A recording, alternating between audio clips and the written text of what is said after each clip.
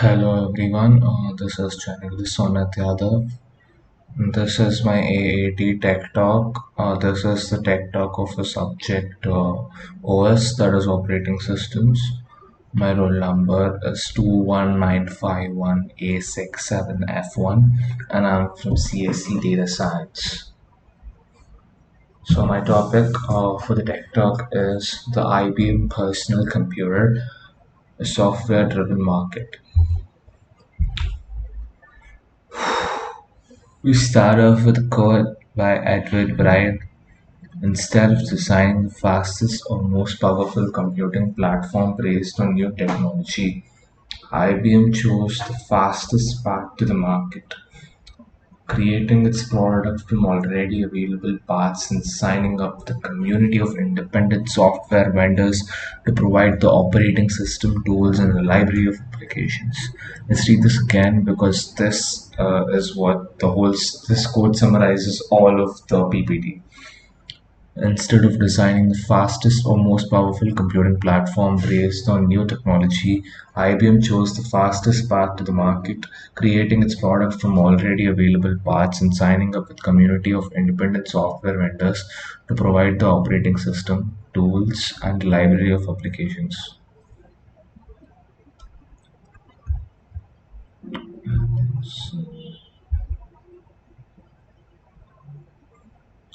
It-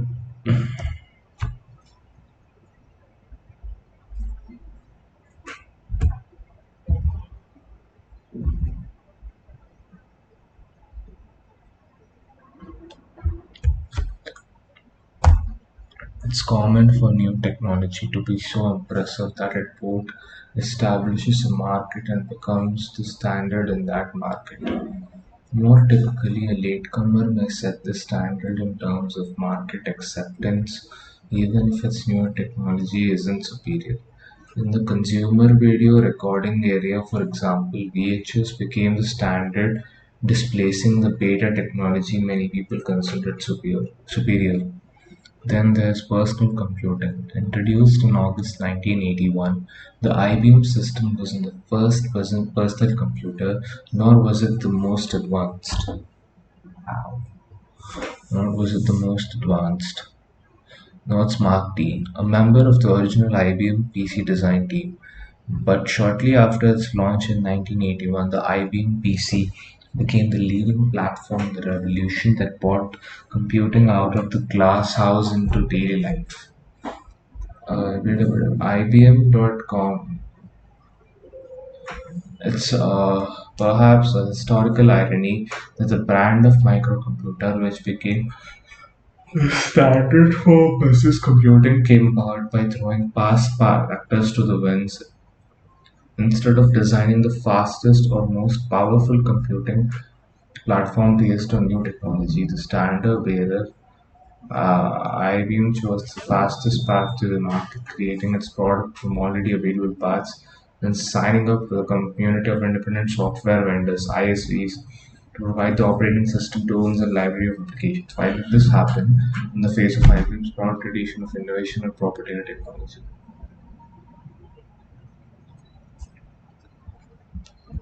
The frontier. Okay, the PC frontier. As thoroughly documented elsewhere, IBM was under pressure to deliver a product in a year, and that wasn't something likely to be achieved in a lab in a huge company like IBM.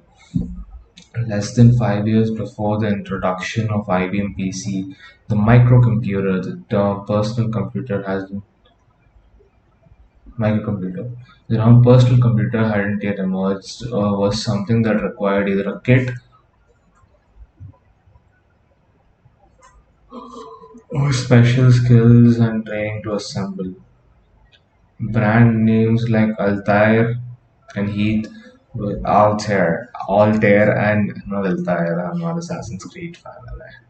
And Heath weren't uncommon hobbies gift list, but desktop computers available from companies like Cormenco and Commodore were uncommon in business. In some companies, a rare, if adventurous business person might have an accounting application from Peachtree or Great Plains. running on machines based on the CP/M operating system.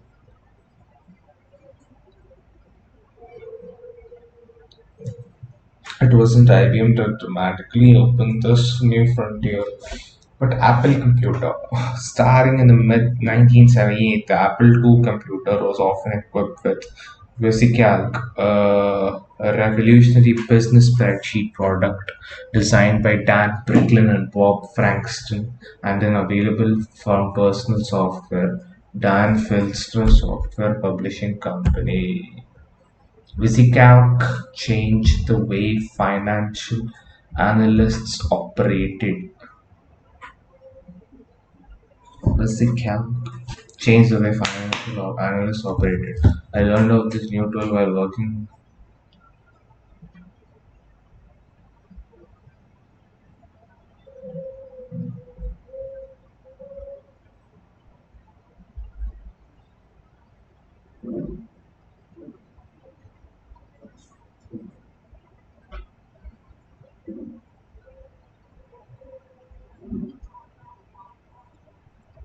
I learned of this new tool while working in the marketing department of Hewlett Packard, in between editorial jobs at Computer World and Software Magazine. Instead of working with pencil and paper to develop our annual budgets, we would ask the finance department to use the Apple II and this new type of automated spreadsheet to help make our calculation. Under the watchful eye of the owner of Physical Marketing, would give finance and finance take. But the process still was easier than pre-Apple. I hadn't read anything about Apple or Physical at Computer World, perhaps largely because machines were so low in price that they were below the threshold for capital expenses and weren't visible to either finance or data processing executives. The executives. These desktop computers, executors. These desktop computers could be acquired by individuals whose budgets were reviewed at their own department level outside the scrutiny of data processing departments. Somehow, our finance department knew about this terrific new tool and acquired an Apple II for its own use, as yet the non-PC market had really been born.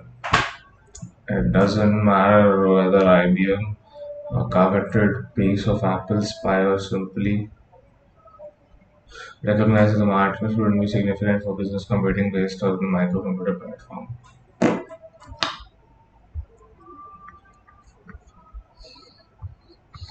Okay, let's get it done, mate. Surveying the marketplace in 1980, by 1980, Apple II and Vizscal had become hot items and the market was taking off. It became apparent to the IBM that dominant force in mainframe computing could only become the IBM of this market if it launched the product with a ridiculously short time frame. Around mid 1980, the IBM Corporate Management Committee gave William P. Lowe, systems manager in the entry system division, part of the general part of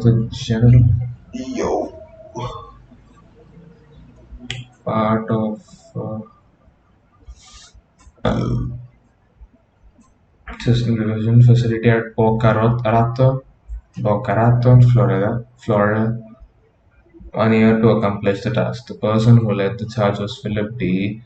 Estridge, lab director at Boca Raton facility, Boca Raton facility.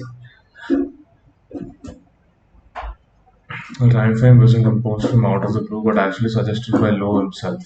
It became apparent to IBM that the dominant force in mainframe computer only becomes the IBM of this market if it launched a power factor.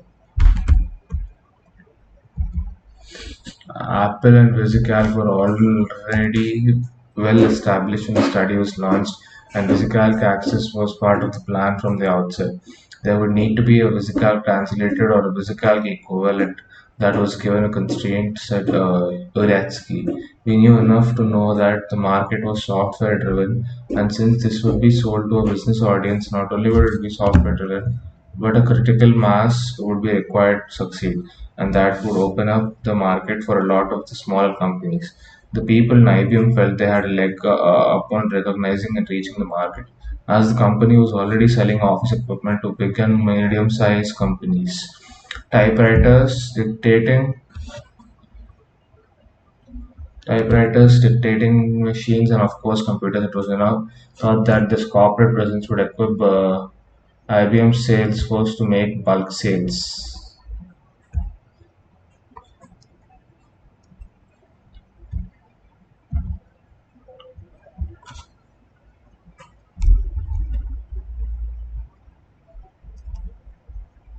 For these machines to be corporate environment, the prospective buyers would need to purchase them in quantities that would drive the machine to become a standard, and that meant in thousands. To make purchases of that magnitude, the buyer would need confidence that the vendor had long life expectancy, some longevity, and current track record. IBM looked at this potential from technical and business standpoint for at least a 3-year period. They were trying to understand what the market was and what technologies that they had that would move them into this area, explained ex-IBMer grad. From very early on, all of IBM's hardware and system software specifically for the final company market with System 3 slash System slash 32, so on was all based on proprietary technology. The operating system was proprietary and the applications were developed by IBM, manufacturing, control, accounting, everything. IBM felt that smaller machine offering needed to include application software because the customers wanted to buy solutions for their problems and had little programming expertise, and they had no interest in acquiring it. Choosing the OS. By running on a standard platform, IBM wouldn't have to fight the battle of convincing third-party application writers to convert some proprietary IBM system.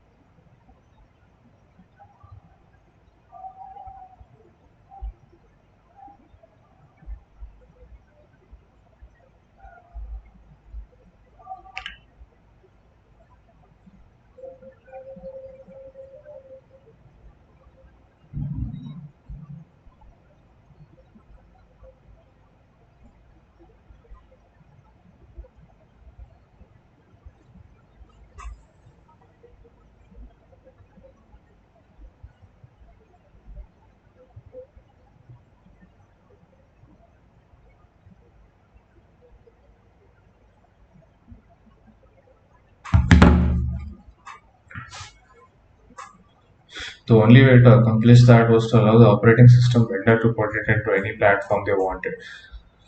No matter who IBM selected, if it was going to be non-proprietary, it had to be available anywhere. That was heresy to an extent, the grad added. But IBM agreed with this recommendation and sought to find an independent OS. So which OS? The choice was clear. It should be CP/M, the established standard from digital research, previously known by rather pretentious name Intergalactic Digital Research.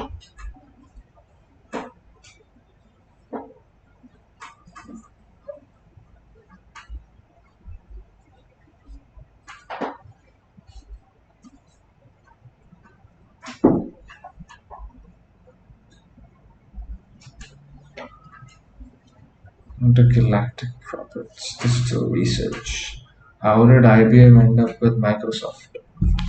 I guess we'll never know. The fact was that IBM was ready to make a deal. They had signed up with Microsoft for the basic language and were ready to make some sort of arrangement with DRA for sleepy session on the new machine. Would DRA have become a Microsoft in terms of innovation and display? We'll never know for sure, but the point is that to be non-proprietary.